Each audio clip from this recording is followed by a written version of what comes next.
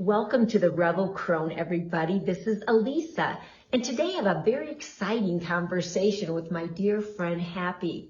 You know, one of my philosophies on life, well, actually two of them, is to keep an open mind and to be curious.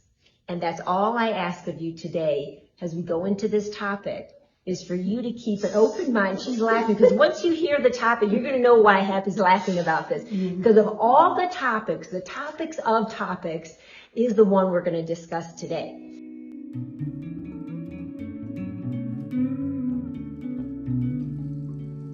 So what I ask of you is just to keep an open mind and be curious.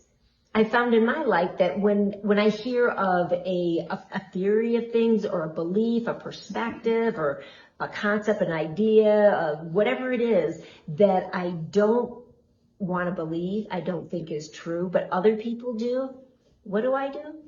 I keep an open mind and I get curious and I want to ask questions. I want to find out why intelligent people would be believing X, Y, Z. So this is a big lead into what our topic is today. And when I say it, you're going to know why I have to have this lead in. And you'll know why Happy's laughing here. Okay, so today's topic is on flat earth theory. But isn't it going to be quite flat earth? We're not going there. We're going to start with is why we don't live on a sphere.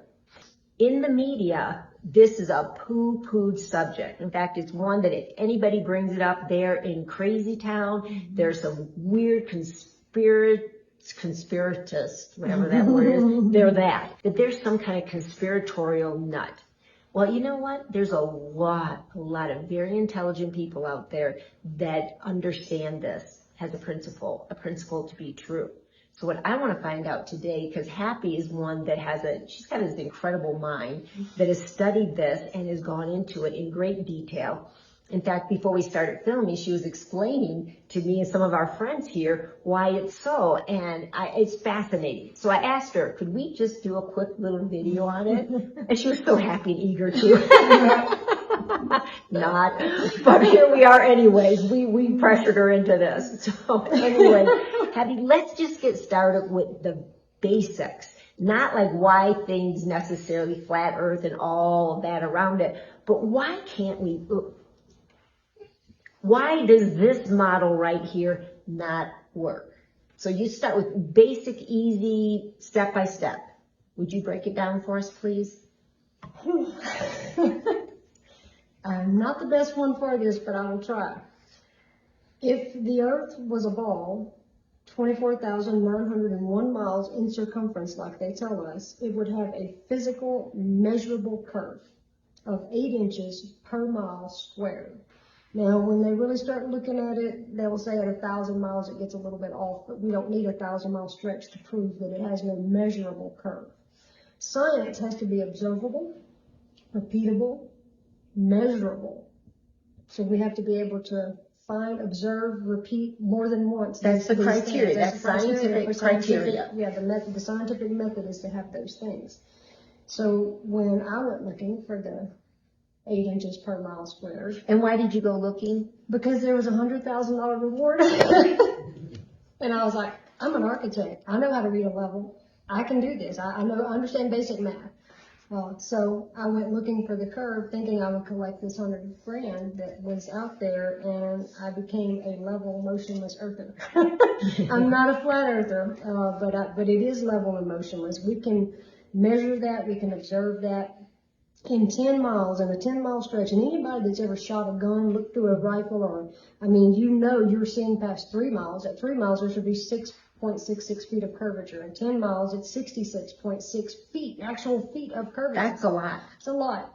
And like there's, 23-mile-long bridges in Louisiana and a 102-mile-long bridge in Canada. China. The longest bridge in the world is 102 miles long. It would have over 6,000 feet of curvature. And you can see it's engineers, architects, people that lay railroad lines, fiber optic cables. We know we're not laying over, we would have to figure math, we would have to figure materials for our curve. bridge. I mean, and that's not part of their equation, no, it's is not it? part It's of not it. part of their equation, which is interesting. If it were so, they would have to use that in determining you would have to figure extra materials material for the curve. Yeah. You would have 6,000 more feet of material on that bridge, but it's not. I mean, there's a lot of articles and things you can go read and look at where this was coming up in the 30s, 40s, and 50s, and they're architectural magazines and stuff, and you can see where they're like, give us more credit in that. We know what we're doing. And so it's one of those things when you know that you've been deceived, you want to go find out what the truth is. And that was... Well, some people do. Some people are just willing to accept that, yes. And that's, I appreciate that about you. Whatever it takes, whatever it looks like, whatever it feels like, I want to know what. So let's keep going into this. So you're talking about the measurable curve, and I'm not going to feed back to you exactly the measurements you said, but I understand the concept. If it's a curve and the Earth, they say, is so big, it's going to have absolutely scientifically, there's going to be a certain amount of curve per measurable It has to distance. be, according to what they tell us. If it's the size they tell us, it would have to have, at 3 miles, a 6-foot drop. So could you give us some other examples where this doesn't pan out? Well, you talked about like the bridges, and the bridge you can sit on and you can see farther than that distance. Oh, you absolutely. Can see it Lighthouses. I mean, lighthouses wouldn't work. Some lighthouses are barely 100 feet tall, but you can see them at 50. Oh, it would go off into the ethers, right? It would just shine out. You wouldn't see it because it's supposed to be hidden behind this physical curve. So that's the thing. It's got to be a physical curve, and then you've got your latitude and longitude. That's a 2-dimensional plane. That's X, Y coordinates. That's 2-dimensional. That's all maps use X and Y, longitude, latitude, because it's if it was, where's the Z, X, Y, Z? If it was a ball, all coordinates would have X, Y, Z. Right, because it is 3 dimensions, 3 points of orientation. Absolutely. To get the shape. Okay. But it's missing. That's why if there was curvature, there would be no flat Earth. Yeah. It's missing. And let's talk some more examples on it, because you may not be convinced just on that, but let's say what other places that people could go out and they could test for themselves, or maybe they could pull from memory, different things. Well, let me ask you, because we spoke earlier about, you said a ship going off to sea, and it looks like it's going over the horizon because the Earth is curved. You can watch it go from the bottom up. You can watch it disappear. And now I have a pretty cool camera. That is a Nikon P900 camera. It's a super zoom camera. It zooms way further than regular consumer optics. They built the 900, they built the 1000, and then they quit. They never built them again for consumers. So this is a rare consumer optics camera that I can pull every one of those boats back into full view. Full view. So what's happening? You were telling me before a little bit, why does it look like, why is there an illusion that it's dropping over the horizon, but it's really not? Because that wave, like if I have, you can watch this happen right here on your screen. When I pull something back like this, it looks like my hand is disappearing, but they're really level. Look at my hands. Yours beside me. Are my hands level? They're level. Well, one of them's missing on your screen right now. Because of just observation. It has nothing to do with me curving. If this hand ain't going under the curve. It's observation. It's what you can perceive with the angular resolution of your eye. The atmosphere has moisture and dust and smoke and it's water. I mean, there's water between me and you. It's thin, but we are made of water. It's water. And that's why the truth resonates with that water, because it's the truth. Which is another fascinating topic we're going to have to do sometime. It's just like the power of water and the imprintable power of water. Exactly it. Yeah, it carries signature. So that we can't see through it. Though. Like you can't see it through a swimming pool. At one end of a clear pool, you couldn't see the other end because it's of what's in it. And so that's why things the sun fades out. When we're zoomed in on it with these cameras and we're watching the sun, it doesn't go down. It just fades into the atmospheric soup that is the atmosphere. Interesting. When we were driving the other day coming up, we were pointing at the mountains because you could see like Tres Piedras, you could see all the distant mountains and then the ones that got closer to us, and it was so hazy. You couldn't even see the furthest ones. I was like, there's more Blancas there. These other, there's more, see them. yeah. But tomorrow it'll be clear. You can see all. Definitely on a clear day. Or sometimes when rain is in the atmosphere, all of a sudden things just like it gets prismatic and you can see. You can see further or less. In the Guinness Book of World Records, the longest photo ever taken, the most distant photo ever taken is over 200 miles. And that's in the Guinness Book of World Records. And that shouldn't be. That would be impossible. If it was a ball, I don't know what it is. I don't care what the shape of it is. Yeah. It ain't matter.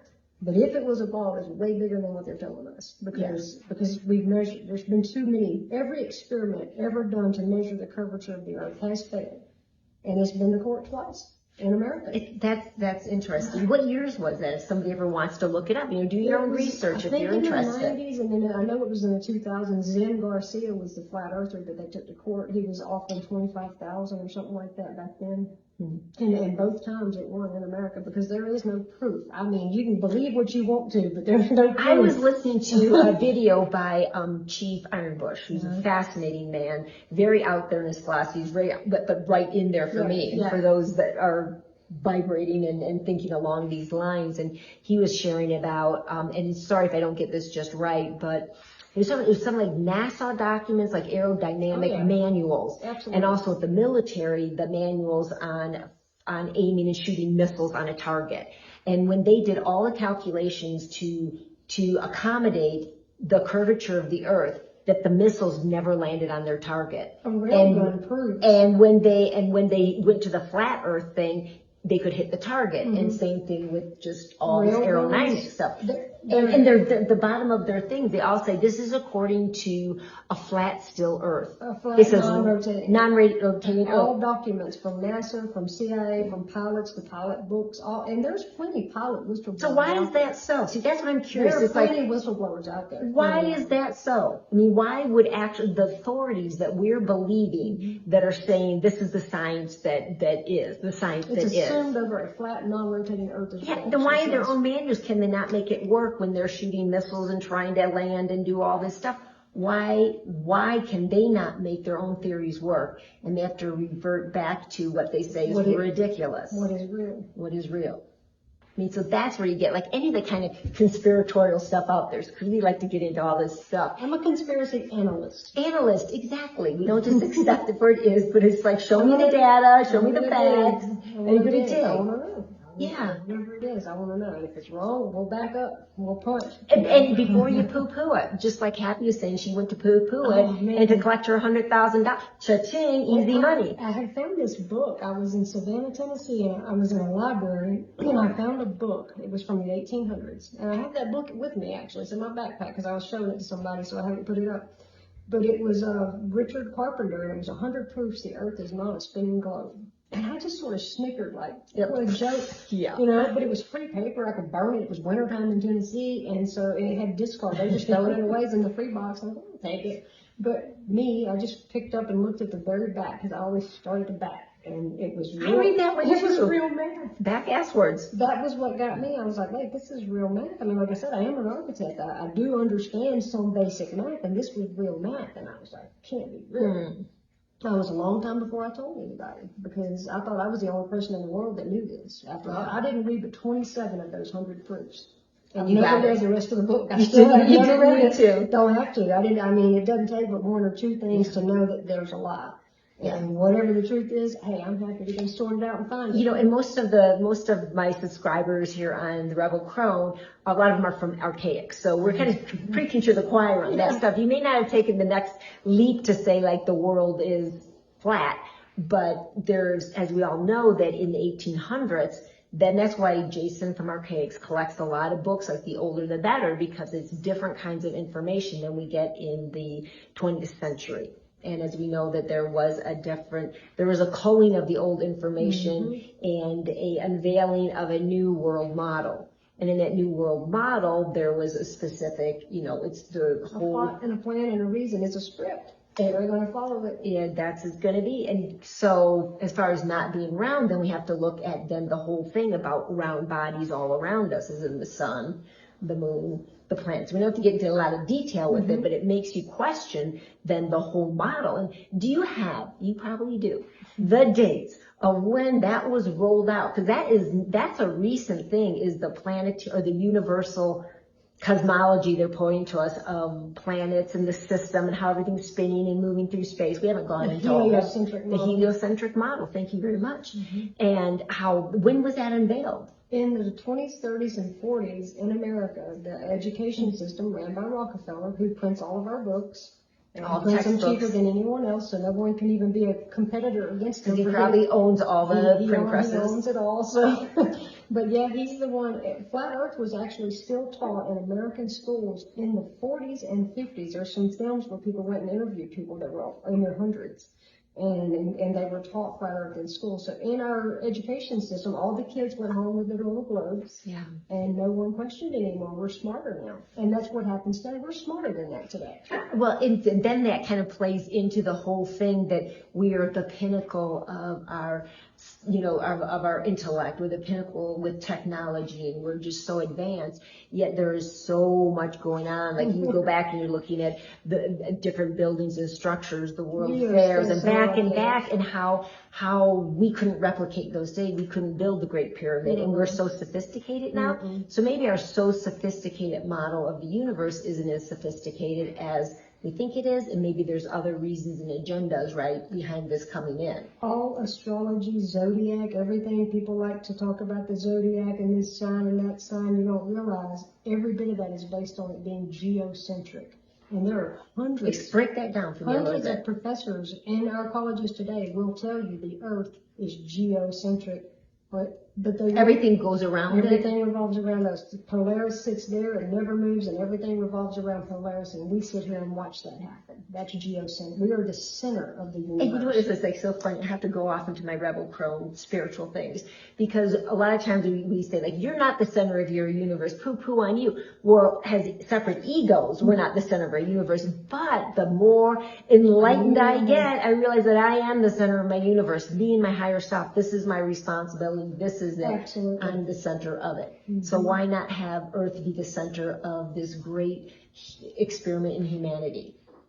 Be still and know. How are you going to be still if you're spinning at 1,038 miles an hour? Oh, Jesus, that's a whole other thing we didn't go and wrap. A little before we wrap up here, let's talk a little bit about that whole spinny business, and waters and going through space at this and how, and talk about it a little bit, because you'll do a much better job than me. Well, the thing that they use is the theory of gravity. Gravity holds the water to the spinning ball. I mean, if you put water on this ball and spin it, what's going to happen? The water's going to fly off. But it's like a dog shaking right after it gets wet. It's going to go everywhere. Gravity holds it all together. And so then I say, well, which gravity do you want to discuss? Newton's theory of gravity or Einstein's theory of gravity? Number one, they're both theories. But please tell me the difference. Please educate me. Well, Einstein, Newton was the first one, and his was mass attracts mass. They said they had put a big metal ball and a big metal ball in a barn one time, and it attracted the smaller one to it. Like, that's how they say the moon is locked from our gravity. Right. It's a magnet. Which is weird.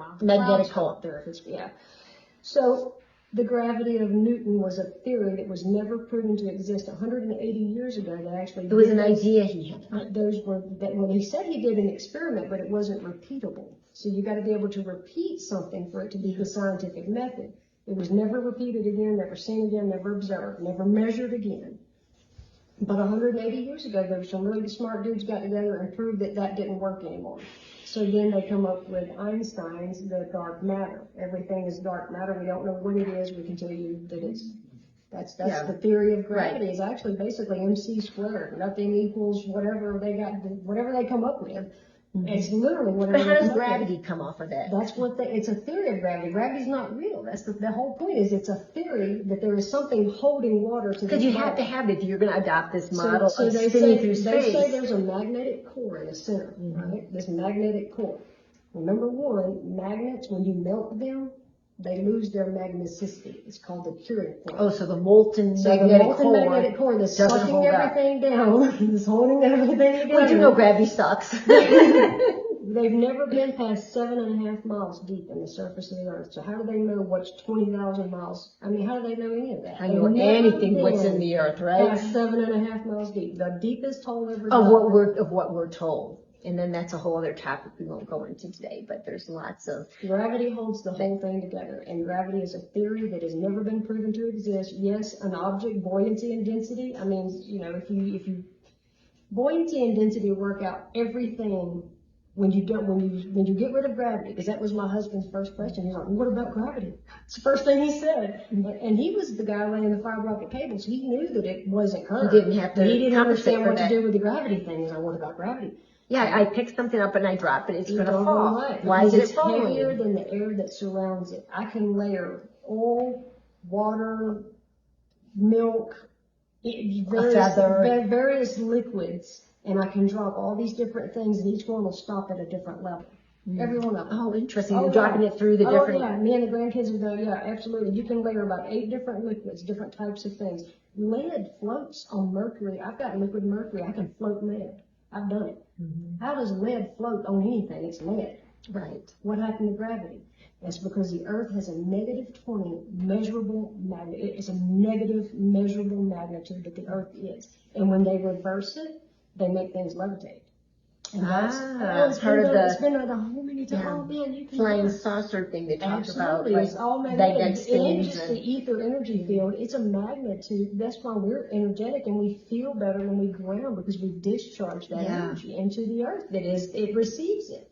Well, it's so interesting as you speak about these different things. What flashes into my mind? Imagine being in here. I don't know. But it's there's so much contingent on one thing. If you took away that model, then then what you could square to truth. You'd square all these things, but that's not what we're being taught and what we're told. So we have to buy into this whole model that they have to come up with some kind of a theory that would hold it. The Big Bang Theory is absolutely nothing existed, and it all came together and exploded flash and created everything. And then the amoebas got together and crawled up out of the ocean and had sex and had a fish and had a monkey, and then we all evolved from monkeys. That's the heliocentric Big Bang. It's all one narrative.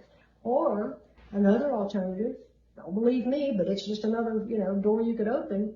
Is we were placed here by an intelligently designed creator. And who and what that creator is, that's my journey. That's all of our journey. That's my journey, is to find who and what this creator is and what is the purpose. Strength on the journey well. That's what you go figure it out. And to each his own. We have our own journey back to the truth. And whether you accept it or reject it, it's still no measurable curvature there. I mean, if it is, let's go find it and get that There's 2 guys offering $100,000 now. 2 different men offering $100,000 for one proof of curvature. So that is our invitation to everybody listening today. If you want to just go poo-poo to the whole thing, that's fine. That's your right to. Doesn't matter to us if you do that or not, but how well does that serve you in your life to totally discard things at face value just because it makes you uncomfortable or just because it bucks like the whole structure of how you built your understanding. If this isn't true, then therefore, what else have they been teaching us? What else have I learned in school, about evolution and all on down the line? You could pick about any topic. That if one thing's not true, then what else isn't true with it? Because this is such a foundation of what we're taught from the very get-go. They spend a lot of energy, time, and money indoctrinating us into an idea, into a belief, actually. And I told you earlier, I believe that belief is the enemy of knowing. Yeah. You can know certain things. You can know unequivocally, beyond a shadow of a doubt, that this place does not move. If you ever go through an earthquake, you'll feel movement. It don't move. We're not moving. And it's measurably not that. It's not a spinning ball. What is it I love about you? That would be a monkey on a spinning ball. We're not monkeys on a spinning ball. Yeah, I think there's some diagrams of that somewhere.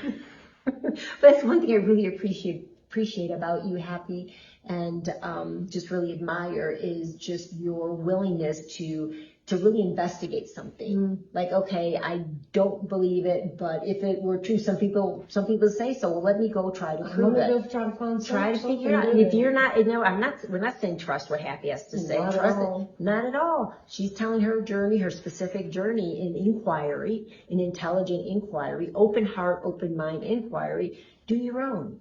Figure out if you want to. And if not, if you want to stick with this one and it works for you, there's nothing wrong with that.